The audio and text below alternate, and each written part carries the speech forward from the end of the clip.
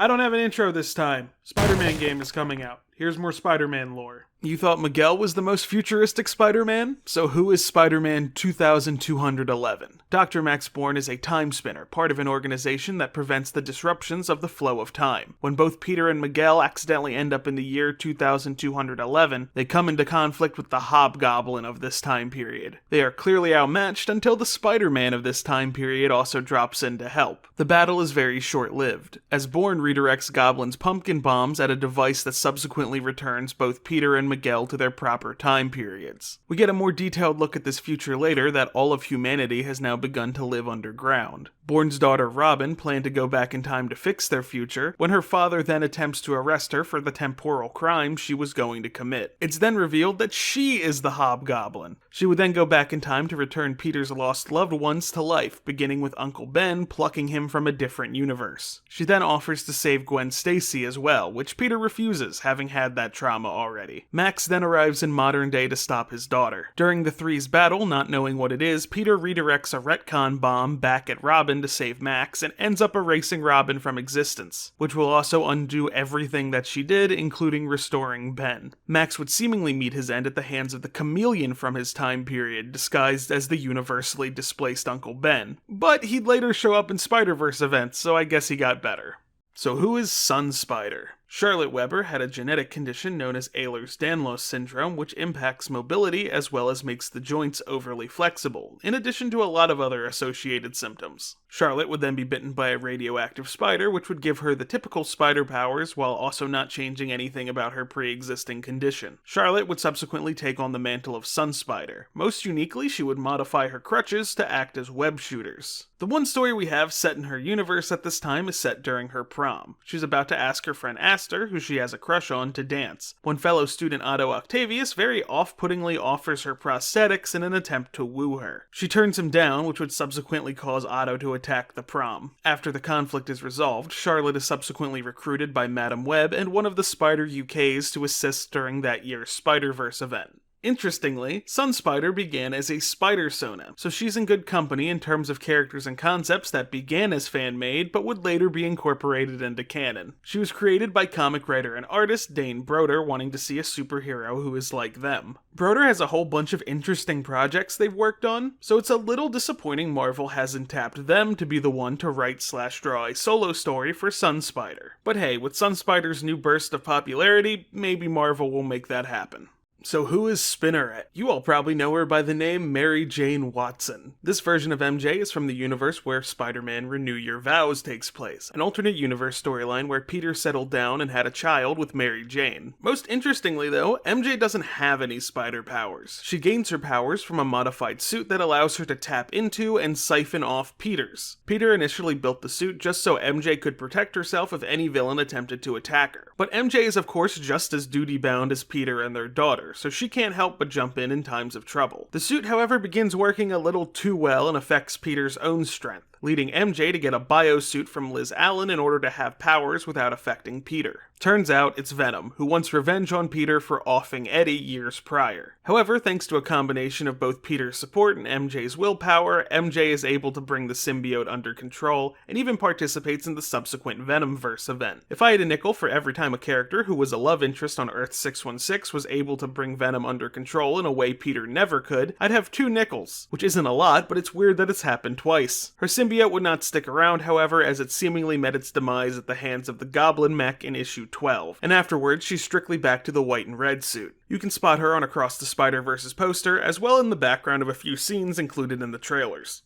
The multiverse contains infinite possibilities for Spidey, so why not a Disney princess version? So who is Spinstress? Princess Petra is the daughter of the overprotective Queen Mysteria. She snuck out of the castle with her pet spider Webster, where she would subsequently meet Bard James Watson and come into conflict with Bishop Octopus. After being chided by her mother, Petra meets her fairy gob mother, Norma. Norma offers Petra spider powers on the condition that both Petra returns her magic orb that was stolen, and that if Petra keeps her powers beyond midnight, she gives up her chance at true love. Her mother was actually the one who stole the orb to assist in revenge for the assassination of her husband, the king. Petra stops her mother, but in the process keeps the powers beyond midnight out of necessity, leaving her without a chance at true love. When James attempts to talk to her, she is recruited during that year's Spider-Verse event. Won't go too in depth with this event, but in short, involves different Spideys being turned into wasp people, and when Spinstress is stung, she continues to sing, which I think is fun. When she's cured and returns to her universe, she finds both her mother in a coma and her alter ego, now deemed an assassin, being hunted by Kraven the Huntsman and his trusted vulture, Adrian.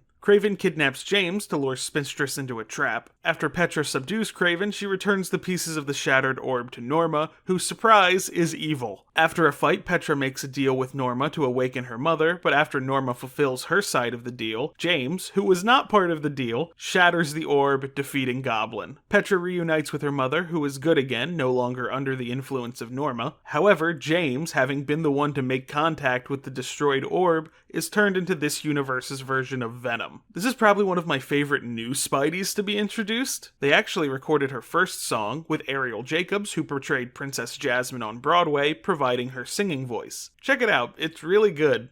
So who is Spider-Man? Peter Parker and Gwen Stacy were invited to Horizon Labs by Max Modell to observe an experiment involving radiation being used to genetically alter a colony of spiders. In typical Parker luck, he accidentally falls into the colony of spiders and is devoured. However, somehow the colony of spiders absorbed his consciousness and believes that they are in fact Peter, leading them to take up the mantle of Spider-Man. After the Spidey saves Gwen from the Goblin Queen's minions, Gwen pleads with Peter to come back to Horizon Labs so they can attempt to restore him. But Peter doesn't believe that's possible and tells Gwen to leave him alone, disappearing into an alleyway, leaving his costume behind. At some point off-panel, Spider-Man is recruited to assist the multiverse of Spideys during the Spider-Geddon event, where he repeatedly states how he doesn't eat people, he promises. During this time, he enters into an alliance with a variant of Norman Osborn who had become Spider-Man, and eventually splits his essence across every universe in the multiverse. He does eventually return as a minion for Osborn, though. Spider-Man was seemingly destroyed by a possessed cyborg Spider-Man in a subsequent Spider-Verse event. But as of right now, there's actually a handful of spiders from Spider-Man that survived, in possession of Peter Parker, who communicate by spelling out words. Who's to say if we ever get a proper resolution to Spider-Man's story, or if he just continues to be a joke character? In this case, I'm fine with either. So who is Webweaver? Cooper Cohen was once a high school student attending the same school as Peter Parker, who he had a crush on. Upon seeing the spider descend towards Peter, Cooper pushed Peter out of the way and ended up getting bit instead, and of course gaining the abilities of a spider. After his parents found out about his sexuality, his parents threw him out of the house, and he would then begin living with his Aunt Lori and Aunt Mel, who encouraged him to follow his passion for fashion design, and he now works at the high-end fashion label owned by this universe's version of Janet Van Dyne, while also taking up the superhero mantle of Webweaver. His universe also features a version of Silk that I honestly read as more analogous to 616's Black Cat. He ends up rescuing model Sylvia Sable Nova from an assassination plot by the Chameleon, and is subsequently recruited to assist in that year's Spider-Verse event. We've only ever gotten glimpses into Cohen's universe, but some of his villains I'm really interested in, like a version of Hank Pym that's a villain, or a version of Gwen Stacy that became Morbius. Even the Chameleon, who I already mentioned, has a really interesting design philosophy that I really vibe with. So who is Kraven the Hunter Spider? Sergei Kravenov was once a hunter of exotic animals. During a hunting expedition in Zimbabwe, he is attacked by a legendary creature which he only identifies as a spider thing. Kraven, being the hunter that he is, manages to defeat this spider creature, but in the process gains spider powers from the beast's venom. J. Jonah Jameson then hires him to deal with all the villains in animal costumes in New York, which he's all too happy to do. Kraven would then be attacked by the interdimensional wasp creatures that were accosting Spider-Men from across the multiverse. However, instead of succumbing to their sting and becoming a wasp creature, he begins eating them, which allows him to gain an immunity to their sting. Funnily enough, he's not actually recruited into the multiversal spider army. He recruits himself. When questioned about how he was able to traverse the multiverse, he simply responds that he's a very good hunter. So who is Doppelganger? Doppelganger was one of many evil doppelgangers created by Magus, an evil alternate version of Adam Warlock during the Infinity War event. These doppelgangers don't really display any intelligence, instead acting more like rabid monsters. It was thought that he had met his end at the hands of the Hobgoblin, but the Demogoblin revived him, using him as a minion for a time before the two abruptly parted ways. He would then be recruited by Carnage and Shriek during the Maximum Carnage event. But as you can probably guess, most partnerships with Carnage don't end happily. Seems there's no hard feelings though, as since being revived, multiple times over I might add, he has returned to working with Carnage. However, even though it does appear that he's fairly loyal to Carnage, in the first Spider-Verse event he was among the Spider-Men facing off against the Inheritors. He was also included in the concept art for Across the Spider-Verse, so I guess that answers who this was on the poster. So who is Spider-Plushie? I wish I had something to tell you, he doesn't appear in the comics, at least from what I can find. If I had to guess, he might be from the same universe Chibi-Pool is, but I can't say anything definitive. It could also just be the Spider-Plushie collectible from the PS4 game also. Doesn't mean I have nothing to share, because I combed through Spidey merch to find what resembles Spider-Plushie the closest. I think the Mope's Spidey is probably the closest, similar sitting position, head shape, eye-to-face ratio, and the hands don't have any defined digits. After that, I think the Beanie Baby Spider-Man, this again shares a lot of similar traits, sitting position, head shape, eye-to-face ratio. They do have defined digits, but the upside is you can get a matching Miles for your Peter. Finally, I think the Funko Fabrications Spider-Man is fairly close. The proportions are a little different, but the head shape is overall the same, with a similar eye-to-face ratio and no defined digits on the hands. From what I can find, it appears that all of these are still available, so if you wanted your own Spider-Plushie, take your pick. So what if Norman Osborn became Spider-Man? During the Spider-Geddon event, we're shown a version of Norman Osborn who became Spider-Man. We aren't shown how he gains these powers, but in addition to regular spider powers, he sprouts 4 extra arms. He would then begin experimenting with the Cosmic Cube in order to travel interdimensionally. Peter, who in this universe was employed by Oscorp, warned Harry about his concerns about what Norman was doing, but unfortunately Peter would meet his demise at the hands of Norman, leading Harry to don the Kobold suit. While Harry is completely outmatched by Norman, he does manage to destroy the Cosmic Cube, though right when Norman would have faced the consequences of his actions, he was recruited into the Spider-Geddon event by Spider-Punk. Norman would not play nice with the other Spideys, constantly arguing with Superior Spider-Man about who should actually be in charge, which would lead Norman to also destroy the Web of Life and Destiny, as he thought that would be the best way to defeat the Inheritors. Even after the Spider-Geddon event ended, Norman did not drop his feud with Superior Spider-Man, following him to Earth 616 for the express purpose of gaining revenge. So why is there no Spider-Dog?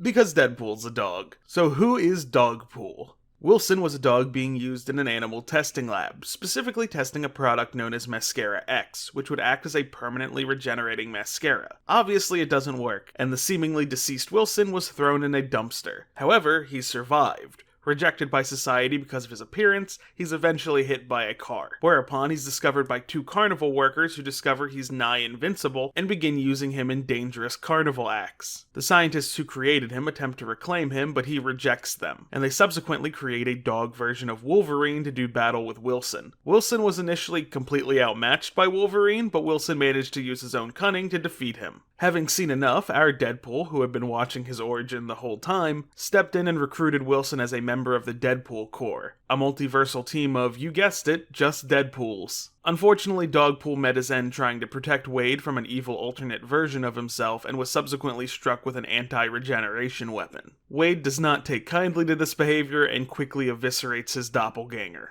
We've seen some other versions of Dogpool in games and spin-off media, no telling if this is meant to be an adaptation of the same one or just another alternate universe.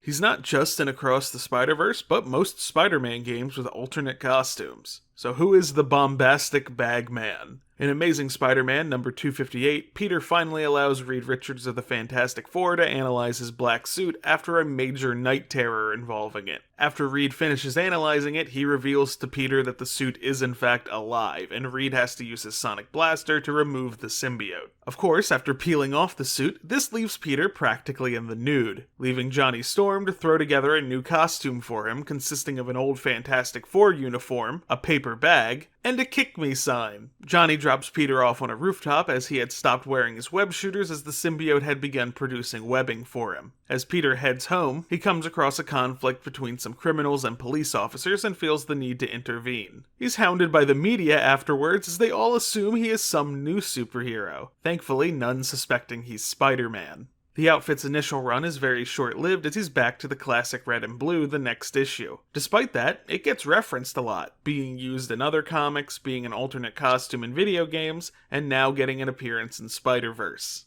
Every Spidey gets a clone saga, and Mayday is no exception. So who is Mayhem? When Mayday was born, Norman cloned her in secret, creating a human symbiote hybrid. Years later, she would be discovered by Norman's grandson, Normie, and according to Norman's diary, this was actually the original Mayday. When Normie tells Peter about her existence, Peter's unwilling to believe the daughter he raised is a clone and sets out to attempt to confirm who the real clone is. However, amidst the testing, the clone wakes up and breaks free from containment and confronts Mayday. While the two were in conflict, Mayday got caught in an explosion and her clone took her place for a while she was out of commission. Of course, eventually the two Mays came into conflict, at which point the clone transformed into her symbiote form. May eventually talks her clone into teaming up with her to help save Peter. The clone ends up kind of being adopted into the Parker family, both acting as a secondary Spider-Girl and taking the name April Parker with the cover story that she's Mayday's cousin. While there is tons of clone angst of who the actual original is, it's very clear that April cares about her clone sibling, flying into a deadly rage when she thought Tombstone had fatally injured Mayday. But her increasing frustrations with being perceived as not the real Mayday led her to taking up a more brutal approach to crime fighting, and severely deteriorated her relationship with her clone sister, leading her to take up the name Mayhem instead. Despite this, the last time we saw her, she seemingly gave her life to save Mayday. So who is Spider-Boy? No, not that one, the other one. Yeah, this Spider-Boy. Spider-Boy is a character from the Amalgam Comics, a line of comics co-owned by both Marvel and DC, where the vast majority of its characters are fusions of a Marvel character and a DC character. Spider-Boy is one such fusion between Ben Reilly and Superboy. Researcher Peter Parker was working on a project to create a super soldier with the ability to control gravity when an unexpected lab explosion has Peter meet his end, but also awakens one of the clones, specifically one based on Peter's DNA, which did have the ability to cling to walls via gravity manipulation as well as super strength. Feeling bad for the clone, he would be adopted by General Thunderbolt Ross, who would name him after his clone father while still taking the General's last name. Unfortunately, Ross would meet the same fate as Uncle Ben did on Earth 616, which pushed Peter to take on the mantle of Spider-Boy. Rather than typical web shooters, he carries a web pistol that acts much the same way. His significant other is Mary Jane Watson, the Insect Queen, a fusion of Mary Jane and Lana Lang. Obviously, this is a character with limited appearances due to his rights being split 50-50 between Marvel and DC. That didn't stop him from making an astoundingly small cameo in the first Spider-Verse event. In the most recent Spider-Verse event, though, it appears Inheritor Morlun ripped off his arm, seemingly killing him unceremoniously off-panel. Makes the introduction of the new Spider-Boy in the same event feel really weird. Comic writer Dan Slott happened to create pretty large parts of both the Sonic multiverse and the Spider-Verse, so it's only fitting that there is a Spider-Sonic. In Sonic Super Special number 10, there is a view of a multiverse with a version of Sonic in a spider suit who is web-swinging. That's a very small background reference, but issue 149 of the main series gives a more explicit reference, where we are shown the world of Mobius 17, inhabited by superhero Stealth the Hedgehog and villain Professor Egg, who are parodies of Spider-Man and Green Goblin respectively. Their universe is then destroyed unceremoniously, though it is restored by the end of the storyline. That's pretty much it, but I do want to share that Spider-Man does make a cameo in the Archie Sonic Image Comics crossover as one of many captured heroes, who are assumedly rescued by the combined efforts of the Freedom Fighters and Image's heroes. So who is Spider-Guin? Penguin Stacy first helps out Peter Porker when all of Porker's rogues gallery mysteriously go missing. With no villains, our spectacular Spider-Ham fell into a rut, falling asleep wherever he ends up. Thankfully, Gwyn manages to track down Porker's villains to Earth 28204, where they were being mind-controlled by the hypnotic villain known as the Ringmaster. In addition to being a skilled drummer, just as the Gwen Stacy we're familiar with is, she also practices ballet and writes dad cop fanfiction. I don't know if that means she writes fanfics about her own dad, or something else. If I had a nickel for every time an alternate time period version of Vulture was a cannibal, I'd have 2 nickels, which again, isn't a lot. It's weird it's happened twice. Most fans of Spider-Man Noir, I feel, are aware that not only is the Vulture of Spider-Man Noir's universe a cannibal, but he ate Uncle Ben. Later in the comic, when he attempted to do the same to Aunt May, Noir put the Vulture out of his and everyone else's misery. The Vulture of 2099's world is a little more interesting. He first attempts to ally with Miguel, rescuing him from Alchemex's private police force. However, the two immediately butt heads when Miguel stops the Vulture from fatally injuring one of their pursuers. Miguel eventually links back up with the Vulture, discovering he's the leader of a group called the Freakers, who oppose Alchemex. Knowing Miguel also is no friend of Alchemex, Vulture suggests an alliance, but Miguel then figures out that the Vulture is in fact a cannibal and has been eating bits of human throughout their entire conversation, which immediately pushes Miguel over the edge. As a result of their battle, Miguel manages to knock this Vulture out cold, sending him plummeting to the ground. He's about to save him from his demise, but upon remembering what the Vulture did, Miguel lets him drop to the ground. Unfortunately for Miguel, the Vulture manages to survive this and returns as a villain a few more times before properly meeting his maker. So who is Arach-Knight? When Gamora used the Infinity Stones to fold the universe in half, Spider-Man and Moon Knight were folded into one being, Arach-Knight. In this new history, while walking through the park, the Parkers were attacked by a creature known as Goblin by Night, who caused both Uncle Ben and Aunt May to meet their demise while also fatally wounding Peter. Peter's life is saved, however, when he's bitten by a magical spider. Much like Mark Spector, this traumatic event causes Peter to develop DID, with his alters being CEO Peter, who manages Parker Industries, Science Peter, with all of Peter's love for science, the friendly neighborhood Arachnid, the jovial joke-cracking crime fighter, and finally the Knight, the no-nonsense, much more brutal crime fighter. Peter's not alone, however, as he is assisted by his best friend Harry Russell. Harry, however, hides a dark secret, that his father, Norman, is Goblin by Night. While Harry would normally keep Norman bound for the duration of his transformation, he escaped. While working to keep his father safe from Peter's vengeance, Harry is bitten. Harry does manage to convince Peter to spare his father, as he cannot control his curse. Then, however, it's revealed that Norman accidentally passed his curse onto Harry through the bite, curing Norman but transforming Harry into the Goblin, leading Peter to promise to find a cure for Harry. Arach-Knight will actually be one of the alternate costumes in the upcoming Spider-Man game. So who is Spider-Man? When Aunt May discovered that Peter left his lunch at home, she rushed to the field trip to deliver it to him. However, upon arriving, she would be bitten by the radioactive spider instead of Peter, and shortly after develops spider powers. Thinking she could use her powers for financial gains, she sews together a superhero costume and creates her version of a web shooter out of extremely sticky dough and a cake decorator. Suddenly, the supervillain Leapfrog would terrorize New York, prompting May to leap into action. During the fight, Peter becomes a first-hand witness to it, the stress of which causing him to pass out. The incident leads May to decide to keep her identity as Spider-Man secret as to not stress Peter. Spider-Man would then be absent from the comics for more than 30 years until the first Spider-Verse event, where after her family is confronted by the inheritor Karn, she willingly offers up her life in order to protect them. Before Karn can harvest her, however, a team of spider people, including Hobie and Pavitra, make the save. Her family takes her dual identity pretty well, with Peter and Ben both becoming her guys in the chair. So I was bored at work yesterday and skimming articles and saw one about new characters being added to the Disney Junior Spider-Man cartoon. Now, this is not a show for me by any stretch of the imagination, but it is interesting to see what characters the next potential generation of comic book readers are being exposed to. Ben Grimm, The Thing, makes a lot of sense, new Fantastic Four movie in development, and on top of that, even people who don't like the Fantastic Four like Ben Grimm. Lockjaw, in my opinion, a very underused character when it comes to adaptations, plus it's marketable to have a very big puppy in your show. Zola, the robot Yahtzee.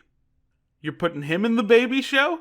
I'm not overtly opposed to having a character like this be adapted for a children's cartoon. Red Skull did appear in my childhood Spider-Man cartoon.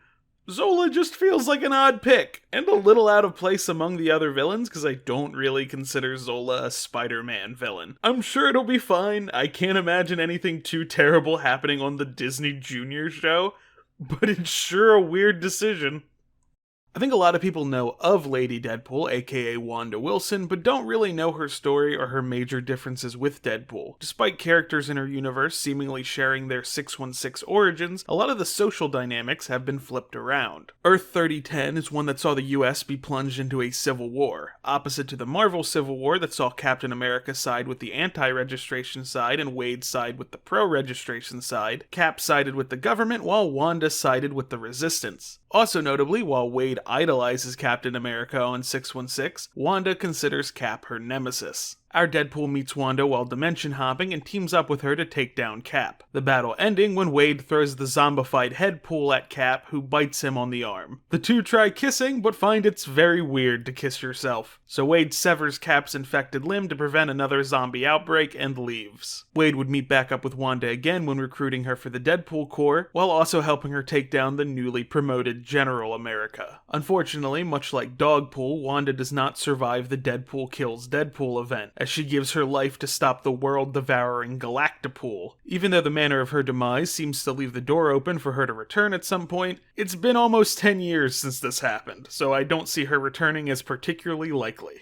Comrade Arachnid is a character I think about a lot, despite him only having one appearance. Only appearing in Marvel's 1993 Year in Review, Piotr Pakarov is exactly Peter Parker, aside from the fact that his story is set in Russia amidst the Cold War. I love his big, bulky web shooters. Part of me initially thought that this could have been parodying Superman Red Son, but then I realized this came out 10 years before that. Though, according to Mark Millar, Superman Red Son was in development even earlier than 1992. But still I doubt there's any real connection. My only question is, why haven't they used him in a Spider-Verse event yet? So who is Spirit Spider? During the Identity Wars event, Peter, Wade, and Bruce Banner are all transported to an alternate Earth, at first seemingly by accident. In addition to some other characters, this Earth is home to the Amazing Spider, a version of Peter that everything has gone right for, down to being idolized by the public and Uncle Ben being alive. It's eventually revealed that the Amazing Spider is practically the only hero in a traditional sense of this world. Though while he is working alone, he has been very successful, single-handedly taking down the likes of both Galactus and Thanos. When we first see him, however, he appears to be weakened by the portal that transported 616's heroes to this world, when in truth he's weak as he gains his powers by absorbing the life force and powers from other Spider-Men. Our Spidey manages to convince him he's doing wrong, however, and he ends up being drained himself, leading to the end of his life. However, while his soul is sent to Hell, the Bruce Banner of this universe, who is the Sorcerer Supreme of this reality, freed him by infusing his soul with the spirit of vengeance, turning him into the new hero, Ghost Spider. This name didn't stick, however, probably because one of Spider-Gwen's alternate names is Ghost Spider, so the Spider-Man PlayStation game opts to call him Spirit Spider. Thank you so much for watching. I want to give a shout out to my patrons, Ned Rex, Tentacle Teapot, and AJ Wigglesworth. See y'all in the next video.